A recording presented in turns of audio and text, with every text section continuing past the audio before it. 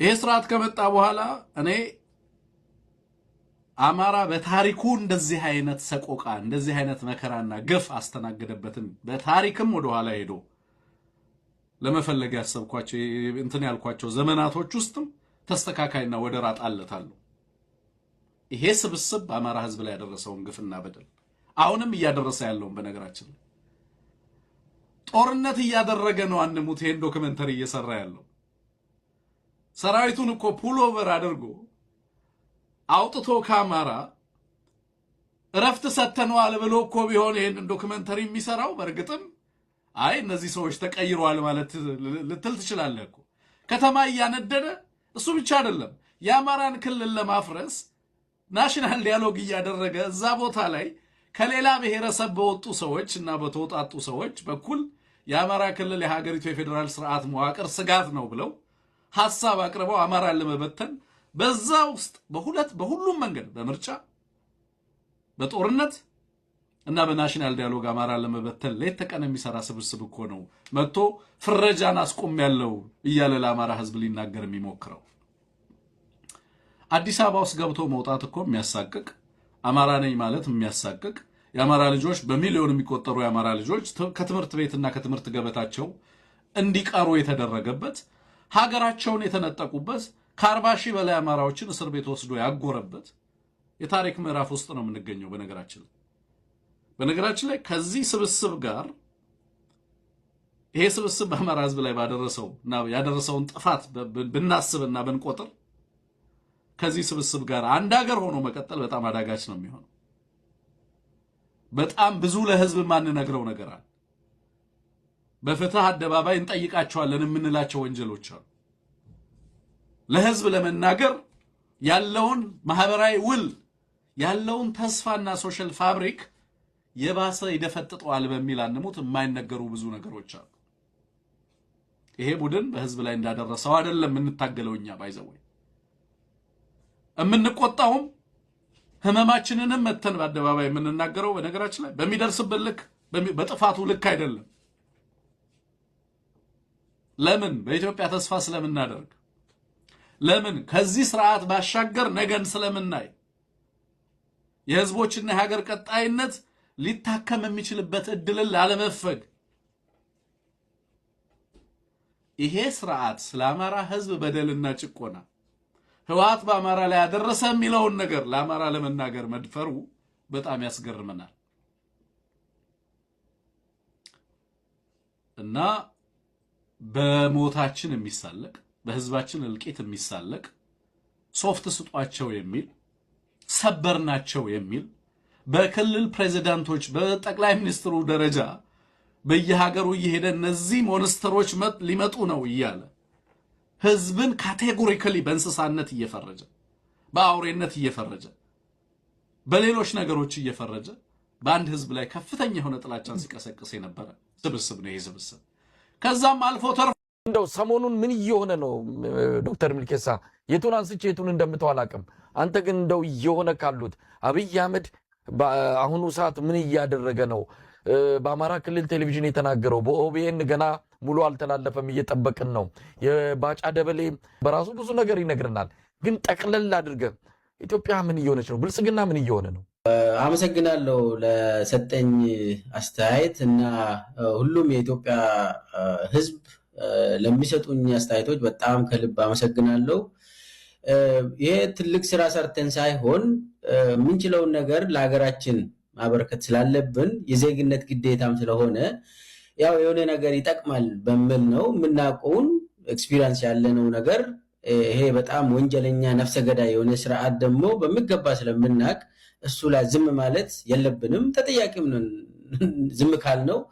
በዛ መሰረት ነው እንግዲህ እንን ሲሪየስሊ የወሰድኩት። ስለዚህ ከዚህ አንጻር በጣም ከልብ አመሰግናለሁ። አንተም በጣም ትልቅ ስራ እየሰራ ነው። ያው ያንተ ስምም ፍርድ ቤት ቀርበዋል።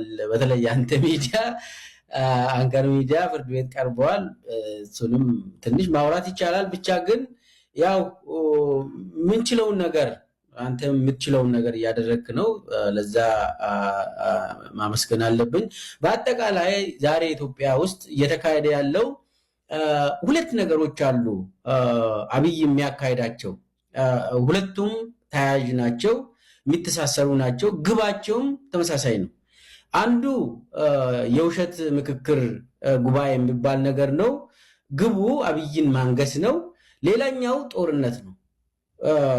አማራ ክልል በል፣ ኦሮሚያ በል፣ ትግራይ ክልል በል፣ አጠቃላይ ጦርነት ነው እየተካሄደ ያለው። ግቡ ምንድነው? አብይን ማንገስ ነው። እና ሁለቱም ግባቸው አብይ አህመድን ንጉስ አድርጎ ለመሾም ነው የሚደረገው። የኢትዮጵያ ፖለቲካ ሙሉ በሙሉ የሴኪዩሪቲ ሙሉ በሙሉ የኢኮኖሚው እንቅስቃሴ የሚቆጣጠረው ይሄ አይዘር በምክክር ምናምን የውሸት ሽምግልናም ይሁን ወደ ተለያዩ ቦታ የሚላኩ ሽምግልናዎች የማናያቸው ነገሮች አሉ። ከኦባሳንጆ ጀምሮ እስከ ሀገር ሽማግሌዎች አባቶች ምናምን የሚላኩት በየእንትኑ ፋኖን አስገቡ፣ ኦላን አስገቡ እየተባለ እዛ ላይ ደግሞ የተለያዩ አምባሳደሮችም ይሁን ወደ መቀሌ የሚላኩት በየእንትኑ የሚደረጉት የምክክር መድረኩም ጭምር አጠቃላይ የአብይ ስርዓት መሰረት እንዲይዝ እሱም ንጉስ ሆኖ ለመሾም የሚያደርጋቸው ጥረቶች ናቸው። የአብይ ሚዲያዎች ከኢቲቪ ጀምሮ እስከ ክልል ሚዲያ የሚያደርጉት አጀንዳ ፍሬሚንጉ ወይ የምክክር የውሸት ምክክር ነው ወይ ደግሞ የጦርነት አጀንዳ ነው። ሁለቱም ሲተሳሰር ሲጠቀለል የአብይ ንግስናን ለማምጣት እስካሁን አብይ ያው መሪ አልሆነም። መሳይ በጭንቅላቱ መሪ አልሆነም። መሪ ለመሆን ጦርነት እያካሄደ አብይ አህመድ ከኦቤን ጋር ባደረጉት ቃለ ምልልስ የኦሮሞ የመሬትና የግዛት ጥያቄ ገና አልተመለሰም አሉ። በኦሮምኛ በሰጡት ቃለ ምልልስ አሁን ኦሮሞ ነፃ ወጥቷል፣ ግራ ቀኝ ኋላ ማየት አያስፈልግም፣ ኦሮሞ ሙሉ በሙሉ ነፃ ወጥቷል ያሉት አብይ ከእንግዲህ ኦሮሞን ነፃ ለማውጣት ዛሬ መታገል ሞኝነት ነው፣ ነፃነት ስልጣን በመያዝ ብቻ አይገለጽም፣ የኦሮሞ አእምሮ ጭምር ነፃ ወጥቷል ሲሉ ተደምጠዋል። የዛሬው ድል ኦሮሞን ከትናንት ባርነት ነፃ ማውጣት ብቻ አይደለም፣ ከዚህ በኋላ በፍጹም ሊገዛ አይችልም ያሉት አብይ አህመድ ከዚህ በኋላ ደግሞ ኦሮሞ እንደ ትናንቱ ሊገዛው ሊዘርፈውና ከመሬቱ አፈናቅሎ ሊቀማ የሚችል የሚመስለው ሰው ወይም ቡድን ካለ እሱ ሞኝ ነው ብለዋል። አብይ የኤርትራን ባሬንቱ ሳይቀር የኦሮሞ እንደሆነ በተናገሩበት በዚሁ ቃለ ምልልስ የኦሮሞ የመሬትና የድንበር ጥያቄ ገና ምላሽ አላገኘም በማለት መናገራቸውን መንግስታዊ መገናኛ ብዙሃን መሪ ዜና አድርገውታል።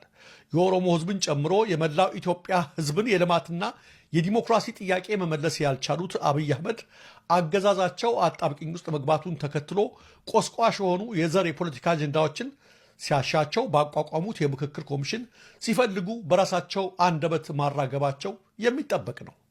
የኦሮሞ ህዝብ የኋላ ታሪክም ሆነ የአሁኑ ጥያቄ ከሌላው የኢትዮጵያ ህዝብ ይህን ያህል በማይለይበት ሁኔታ በቀዮ በሰላም ወጥቶ መግባት ላቃተው ህዝብ ኤርትራና ህንድ ውቅያኖስ ያንተ ነው የሚል ትርጉም የለሽ የተስፋፊነት ዲስኩር ማራገብ ከሀገር ውስጥ አልፎ በጎረቤት ሀገራት ዘንድ ጠላትነትን ከመግዛት ውጭ አንዳችን ፋይዳ የለው። አብይ ልጆቹ በግዳጅ እየታፈሱ ወደ ጦር ሜዳ የሚላኩበት፣ በሰላም እጦት በኑሮ ውድነትና የተለያዩ መዋጮችና ግብር እየተጫነበት በማልቀስ ላይ ለሚገኘው የኦሮሞ ህዝብ በተግባር የፈቱለት የልማትና የነፃነት ጥያቄ ባይኖርም ያገኘውን የልማት ተጠቃሚነትና ነፃነትን ሊነጥቁ የተነሱ ኃይሎች ስላሉ መንግስትህን አድን የሚመስል መልእክትም አስተላልፈዋል። ጉዳዩን አስመልክቶ ጀዋር መሐመድ በማህበራዊ ትስስር ገጹ በሰጠው አጭር አስተያየት አብይ በሁለቱም ሚዲያዎች ማለትም በአሚኮና በኦቢኤን ያስተላልፋቸው መልእክቶች ሲጨመቁ አማራና ኦሮሞ ሆይ ደቦ ውጡልኝና ሁለቱ ከባድ መሳሪያ የተደገፈ ውጊያ መጀመሩን የአካባቢው ነዋሪዎችና ወታደራዊ ምንጮች አስታውቀዋል። በቶንሳ ግንባር ውጊያው የተጀመረው በቲዲኤፍ ኃይሎችና ብልጽግና ባደራጃቸው የነ ጀነራል ጻድቃን ገብረተንሳይ ኃይሎች መካከል ነው። የቲዲኤፍ ኃይሎች በጀመሩት በዚሁ ጥቃት ራሳቸውን የሐራ መሬት የሰላም ኃይል ብለው በሚጠሩት በነ ጀነራል ጻድቃን ታጣቂዎች ላይ ጉዳት መድረሱ ተነግረዋል። ጀነራል ጻድቃን ገብረተንሳይ ከቀናት በፊት በሰጠው መግለጫ ጦርነቱ ከተጀመረ በአንድ ወር ጊዜ ውስጥ መቀሌ እንገባለን ማለቱ ይታወሳል። በሌላ በኩል በሰሜን ወሎ በሚገኙ የተለያዩ አካባቢዎች በምኒልክ እዝ ኃይሎችና በአገዛዙ ጥምር ጦር መካከል የሚደረጉት ውጊያዎች እየተባባሱ በመምጣታቸው በደሴና አካባቢው ውጥረቱ እያየለ መምጣቱ ታውቋል። ይህ በእንዲህ እንዳለ ከብልጽግና ጋር ወደ ጦርነት የገባ ነው ተገደን እንጂ የጦርነቱ ስላለብን አይደለም፣ ይህንንም የኢትዮጵያ ሕዝብ ይረዳልን ሲሉ የህወሓት ሰራዊት አባላት በቪዲዮ መልእክት አስተላልፈዋል። አይ ማለት እንደ እብሪተኛና እንደ ጦረኛ ባታዩ የትግራይ ሕዝብ ያለበት ሁኔታ ብታዩ፣ አንደኛ መድኃኒት ተዘግቶብናል፣ ባንክ ተዘግቶብናል፣ ነዳጅም አይገባም ተዘግቶብናል፣ አስተማሪ ደሞዝ አይወስድም፣ ሐኪም ደሞዝ አይከፈልም። ለ6 ዓመት